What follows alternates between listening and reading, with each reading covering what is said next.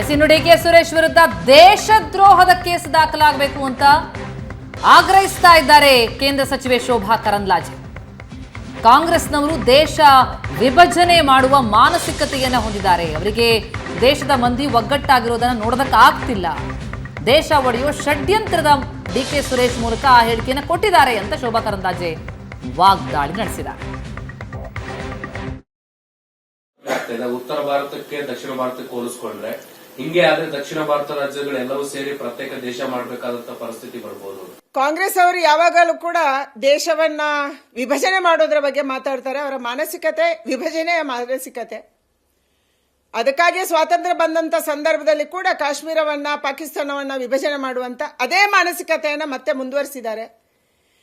ದೇಶವನ್ನ ಒಡೆಯುವಂತ ಒಂದು ಷಡ್ಯಂತ್ರ ಕಾಂಗ್ರೆಸ್ಸಿನವರ ಮನಸ್ಸಲ್ಲಿದೆ. ಅದನ್ನೇ ಇವತ್ತು ಸುರೇಶ್ ಅವರ ಮೂಲಕ ಮೇ ಬಿ ಕಾಂಗ್ರೆಸ್ ಅವರು ಹೇಳಿರ್ತಾರೆ.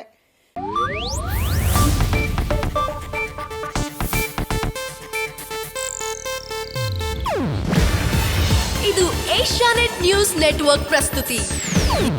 ನೀವು ನೋಡ್ತಿದ್ದೀರಾ ಏಷ್ಯಾನೆಟ್ ಸುವರ್ಣ ನ್ಯೂಸ್.